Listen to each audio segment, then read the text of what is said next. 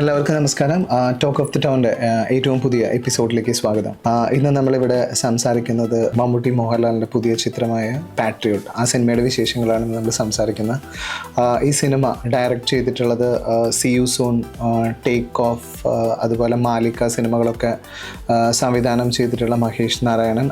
അദ്ദേഹത്തിൻ്റെതാണ് ഇതിൻ്റെ കഥയും അതുപോലെ സംവിധാനവും. രാഹുൽ രാധാകൃഷ്ണനായിട്ട് അദ്ദേഹം കോ എഡിറ്റ് ചെയ്ത ഒരു സിനിമ കൂടിയാണ് പാട്രിയോട്ട്. ഈ സിനിമയിൽ മോഹൻലാൽ മമ്മൂട്ടി കൂടാതെ വലിയൊരു സ്റ്റാർ കാസ്റ്റ് ഈ സിനിമയിലുണ്ട്.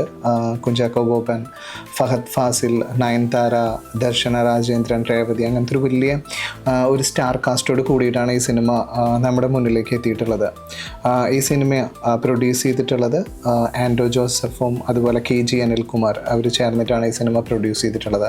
ഈ സിനിമയുടെ music and background score handle ചെയ്തിട്ടുള്ളത് സുഷിൻ ശ്യാമാണ്.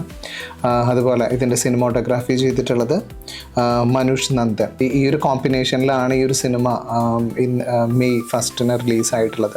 അപ്പോൾ ഈ സിനിമയുടെ ഒരു ഹൈപ്പ് എന്ന് പറയുന്നത് ഡെഫിനറ്റ്ലി 13 വർഷത്തിന് ശേഷം മമ്മൂട്ടി മോഹൻലാൽ കോമ്പിനേഷൻ ഒന്നിക്കുക, ആ ഒരു ഹൈപ്പോട് കൂടിയിട്ടാണ് ഈ സിനിമ ഓൾറെഡി ഈ കഴിഞ്ഞ കുറച്ച് നാളുകളായിട്ട് ഇതിൻ്റെ ട്രെയിലേഴ്സും എല്ലാം വന്നിട്ടുണ്ടായിരുന്നത്. അതുപോലെ ഇതിൻ്റെ ട്രെയിലർ ലോഞ്ച് ഇവർ ചെയ്തിട്ടുള്ളത് തിയേറ്ററിൽ മമ്മൂട്ടി മോഹൻലാലും പേഴ്സണലി ഓഡിയൻസിൻ്റെ കൂടെ പോയിട്ടൊക്കെയാണ് ഇതിൻ്റെ ലോഞ്ച് ചെയ്തത്. അങ്ങനെ ഒരുപാട് ഹൈപ്പിൽ വന്ന ഒരു സിനിമയായിരുന്നു പാട്രിയോട്ട്.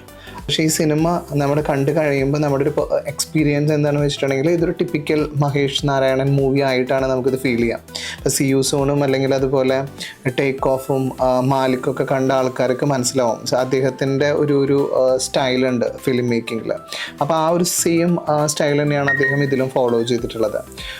ഈ സിനിമയിൽ ഇപ്പോൾ മമ്മൂട്ടിനെയും മോഹൻലാലിനെയും നമ്മൾ ഒരു സ്റ്റാർസായിട്ട് നമ്മൾ ഇതിൽ എക്സ്പെക്ട് ചെയ്യരുത്. അവരെ ഒരു ആക്ടേഴ്സായിട്ടാണ് മഹേഷ് നാരായണൻ ഈ സിനിമയിൽ പ്രസൻറ്റ് ചെയ്തിട്ടുള്ളത്.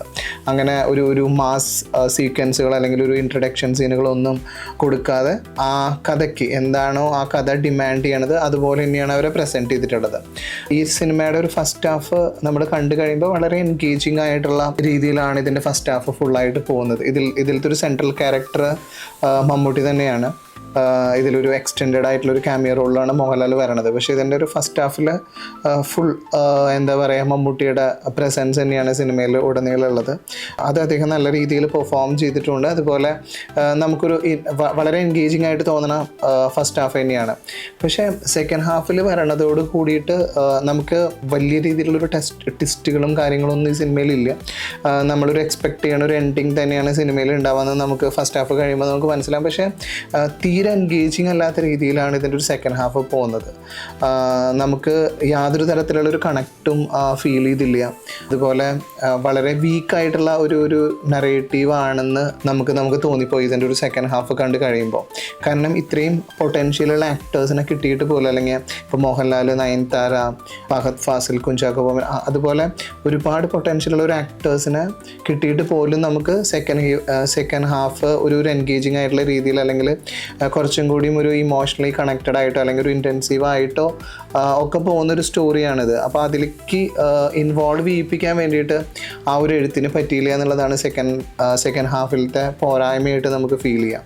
മെയിനായിട്ട് പറയുകയാണെന്ന് വെച്ചിട്ടുണ്ടെങ്കിൽ ഇതിൻ്റെ സിനിമോട്ടോഗ്രാഫി അല്ലെങ്കിൽ ഒരു പ്രൊഡക്ഷൻ ക്വാളിറ്റി ഒക്കെ ബെസ്റ്റ് എന്ന് പറയുന്ന രീതിയിലാണ് ഇത് ചെയ്തു വെച്ചിട്ടുള്ളത്. അപ്പോൾ അത്രയും കാര്യങ്ങളൊക്കെ നല്ല രീതിയിൽ ഇതിൽ വർക്കൗട്ട് ആയിട്ടുണ്ട്. അതുപോലെ സുഷിൻ ശ്യാമിൻ്റെ നമ്മൾ ഒരു എക്സ്പെക്ട് ചെയ്യണ പോലത്തെ ഒരു ടൈപ്പ് ഒരു സ്കോറും കാര്യങ്ങളായിരുന്നില്ല, അല്ലെങ്കിൽ പാട്ടായാലും അങ്ങനത്തെ ഒരു ഫീല് നമുക്ക് കിട്ടിയില്ല എന്നുള്ളതാണ്. മേ ബി അതിൻ്റെ ഒരു നറേറ്റീവ് അങ്ങനെ പോയത് കൊണ്ടാണോ എന്ന് അറിയില്ല, പക്ഷേ നമുക്ക് അങ്ങനത്തെ ഒരു ഫീല് കിട്ടിയില്ല. അപ്പോൾ നിങ്ങൾ ഈ മഹേഷ് നാരായണൻ്റെ ഇതിന് മുമ്പത്തെ ഫിലിംസുകൾ നിങ്ങൾ കണ്ട് എക്സ്പീരിയൻസ്ഡ് ആയിരിക്കും. അപ്പോൾ അത്തരം ഫിലിംസ് കാണാൻ ഇഷ്ടപ്പെടുന്ന ആൾക്കാർക്ക് ഇത് കാണാം.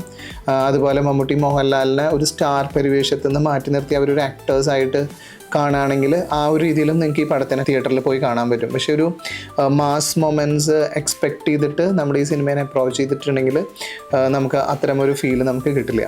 അപ്പോൾ നിങ്ങളെല്ലാവരും തിയേറ്ററിൽ പോയിട്ട് ഈ സിനിമ കണ്ട് അതിൻ്റെ അഭിപ്രായം പറയാം. Thank you.